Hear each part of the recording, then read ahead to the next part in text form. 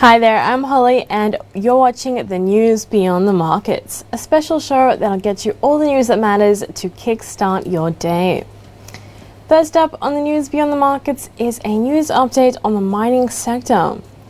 As the state reviews laws that allowed Rio Tinto to destroy a 46,000-year-old rock shelter, there are several questions raised on the same.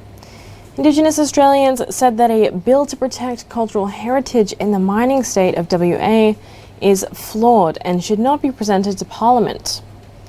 5 Indigenous groups on Thursday said that they had not been properly consulted over a bill's revisions. A national Indigenous group said if the bill was passed, it would risk further damage to cultural heritage, citing the destruction of 2 rock shelters in Jukan George by Rio in May of 2020. National Native Title Council Chairman Carter Muir, in a statement, said that if the bill continues in its current form, significant damage to Aboriginal heritage will be absolutely occurrent. And as Jukan George has proved, damage to Aboriginal heritage represents significant financial risk to miners and investors. The destruction of the rock shelters at Jukan, which showed evidence of continual human habitation before the last ice age, led to a leadership overhaul of the world's largest iron ore miner and a national inquiry into Rio Tinto's action, which was legal and was approved by the State Minister of Aboriginal Affairs under a process that does not allow Aboriginal groups to appeal. WA Alliance member Yamachi Maripa Aboriginal Corporation said the Western Australian government has not made the results of consultation over the bill public, undertaken in 5 weeks last year. The Western Australian State Minister for Aboriginal Affairs acknowledged the current laws were inadequate to protect heritage. He said that the drafting of the bill was ongoing and a summary of submissions and responses would be made available when it was finalised. Changes to the bill, including allowing traditional owners to appeal decisions made by the minister, where currently only proponents may lodge an appeal. The Kimberley Land Council called on the state government to recognise the right of Aboriginal people to protect their own cultural heritage and to protect the Martuwarra Fitzroy River. They are concerned the state government water allocation plans will threaten culturally important sites and the local ecosystem. Now moving on to news that matters from software maker Altium. Altium underscored its strategy and key objectives today, days after rejecting US peer Autodesk's buyout offer, with analysts expecting rival bids to materialize. Earlier this month, Altium rejected a $3.9 billion takeover bid from the US firm, saying its current price was too low, but added it would engage with the interested parties and pursue a review of all potential strategic alternatives. The comments stoked expectations that Altium was open to a higher bid from Autodesk, and Jefferies analysts said there could be other potential bidders, such as France's Dassault Systems and Nasdaq-listed PCT Incorporated. Altium's shares leapt to a 6-month high following Autodesk's bid. On Friday, shares were up nearly 3%, on track for their best session in a week. Altium develops electronic design automation software products for Microsoft's Windows operating system software, and its products are widely used in the telecommunications, automotive, defense, and consumer electronics industries. Well, I have some more trending news to share, but before that, it's time for a short break.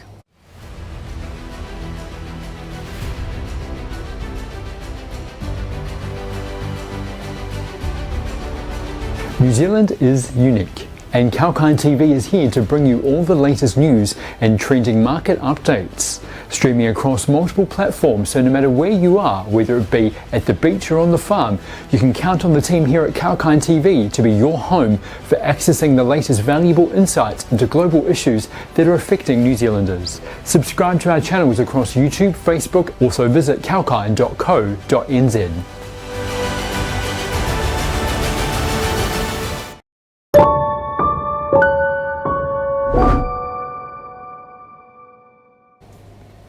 Hello and welcome back. I'm Holly and you're watching the News Beyond the Markets with Kalkine TV. Next up, we have a news update from Canadian energy regulators. As per the regulators, a coal mine proposed by a unit of Australian billionaire Gina Rinehart's Hancock Prospecting Pty Limited in the Rocky Mountains of Alberta is not in the public interest, dealing a blow to the project. A joint provincial and federal review panel found the significant adverse environmental effects on water and wildlife likely to result from the Grassy Mountain steelmaking coal mine proposed by Hancock's Riverdale Resources, until outweighed economic gains. The finding is a setback for Alberta Premier Jason Kenney's United Conservative Party government, although it is likely to be cheered by environmental groups, ranchers and other Albertans who fear coal mines would contaminate underground water in the scenic foothills. At its peak, the mine, to be situated near Crow's Nest Pass, Alberta, would produce 4.5 million tonnes of steelmaking coal a year.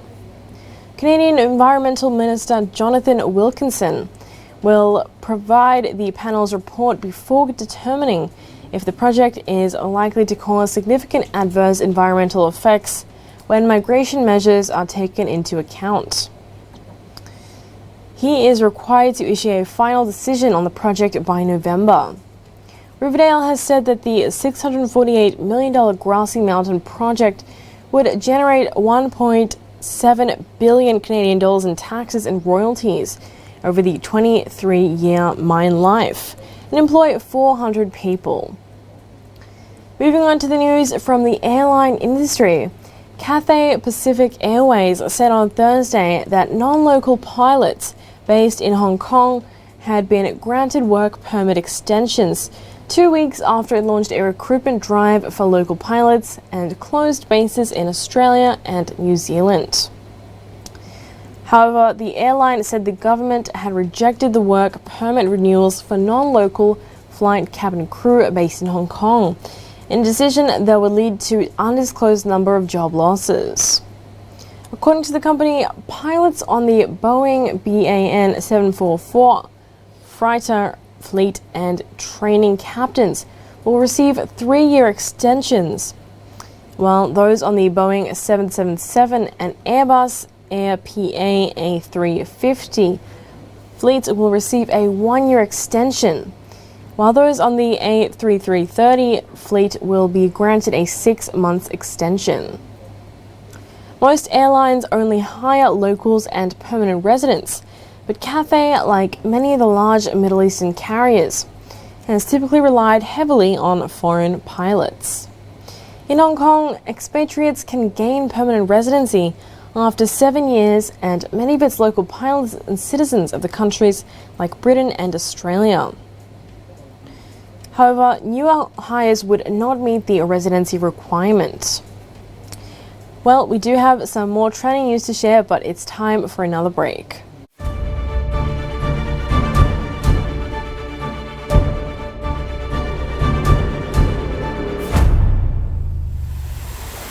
Property by Kalkine. Looking for a dream home?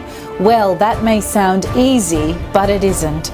And from looking for a property that is the right fit for you in terms of cost and other factors, to zeroing down on the right mortgage plan, there are various aspects to consider. And for the latest slowdown in the property market, tune in on Kalkine TV with me, Sage. I will give the latest updates on the property market as well as real estate stocks to help you make the right decision.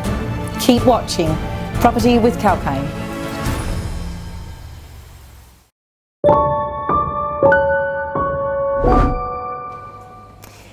and welcome back to the news Beyond the Markets with Kalkine TV. Let's have a look at this latest news coming in. Australia's New South Wales reverted on Friday to making the wearing of masks mandatory on public transport in Sydney, as a cluster of highly infectious coronavirus Delta variants expanded to a fourth person. Authorities said all planned outdoor events with good COVID-19 safety plans can proceed in the country's largest city. The latest cluster, the first in the state in more than a month, was traced back to a driver who occasionally used to transport overseas airline crew. Health officials said the latest case likely picked up the virus through minimal contact with an infected person in a Sydney shopping centre. Masks will be made mandatory on trains, buses and ferries from 4 p.m. local time on Friday for 5 days, while officials urged Sydney's 5 million residents to wear them in all indoor venues, including supermarkets and theatres. Australia has successfully contained all past outbreaks through tough social distancing rules, snap lockdowns and internal border controls, helping keep its COVID-19 numbers relatively low, with just over 30,000 cases and 910 deaths. Although no local cases were reported in the country for most days this year, the nationwide vaccination drive has hit another roadblock. In the latest setback, Australia on Thursday amended its immunisation policy by limiting AstraZeneca's COVID shots only to people above 60 years over the concern of blood clots, while the Pfizer vaccine is recommended for other eligible age groups. This could hold back an already sluggish rollout, as Australia has to rely on other countries for its Pfizer shots, while the AstraZeneca doses are manufactured locally. Only 4% of Australia's adult population of 20 million has been fully vaccinated, while about 25% have had their first dose. Well, that is all for now. Keep watching Kalkine TV as we bring you the latest news and trending market updates live from Sydney. Holly Shields signing off.